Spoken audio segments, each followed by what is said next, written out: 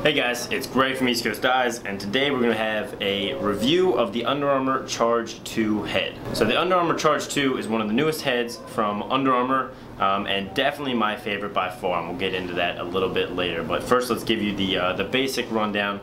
So the Under Armour Charge 2 is the second version of the Charge that Under Armour released a couple years back. Definitely new, definitely improved, and a lot of things to like about this head. So the Charge comes in a high school spec and an X spec.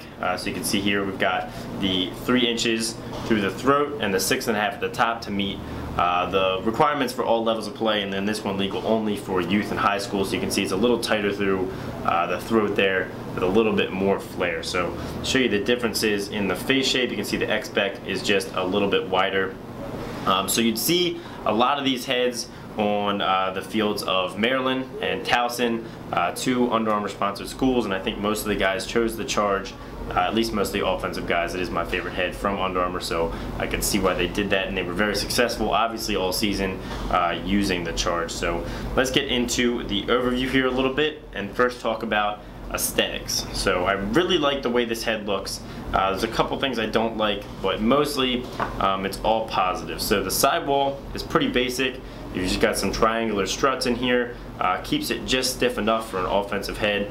It has a good look to it. It's not my favorite looking sidewall in the world, but definitely nothing to complain about here. Kind of reminds me of the old Excaliburs, which just had triangles all the way through. So this gives a little bit different shape in the geometrics, and 2 going the same way here. It's a nice looking head for sure. It has some cutaways on the top of the sidewalls here, and other than that, pretty basic aesthetics. The classic Under Armour head cutout down here. The only thing I don't like about the way that it looks and the way that it's shaped is this down here, how it has these cutouts. When you put that on a shaft and you create a one-handed up there, these tend to scrape on your hands, and they're very pointy. So that's the one thing that I don't like about the way that the head looks. So now let's cover what I consider to be one of the most important things about a head, and that's face shape. So if you look at the face shape of this head, it's very similar to the Evo 4 or the Evo 3. So here is the Evo 4 high school and youth, and the Charge 2 high school and youth. So you can see the face shapes next to each other. They're very similar.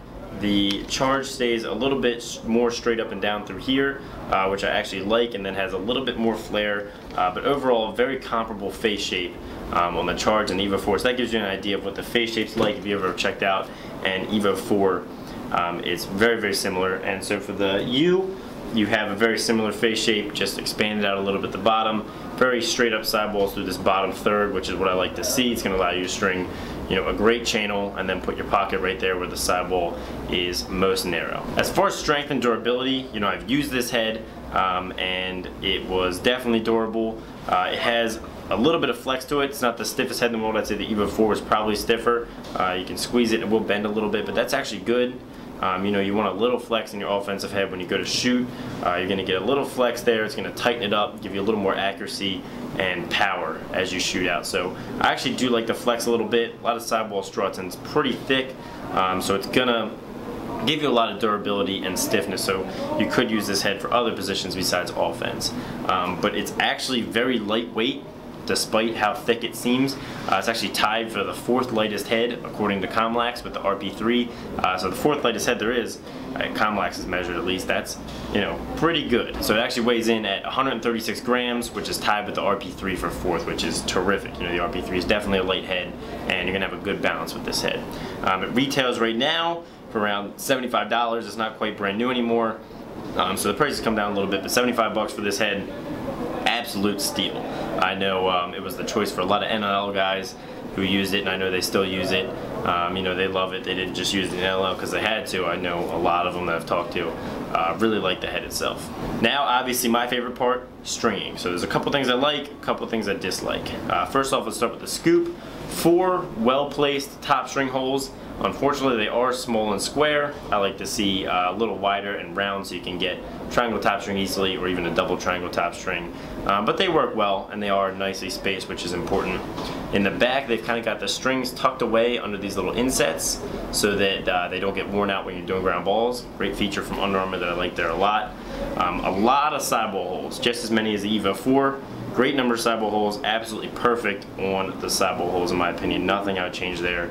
Strung up a mid pocket easily.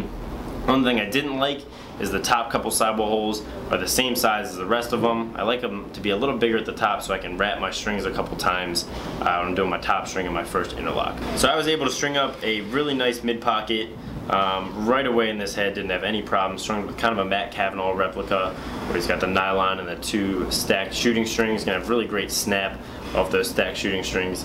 The pocket sits right where the head starts to flare, so you get a really nice defined pocket that's going to give you a lot of hold and really nice shot speed off those stacked shooters. So thanks for watching, guys. I hope you enjoyed this review. Make sure to let me know in the comments if you guys use a Charge 2, how you like it. Love to hear your thoughts. Make sure to subscribe if you haven't, like this video if you liked it, and have a great day.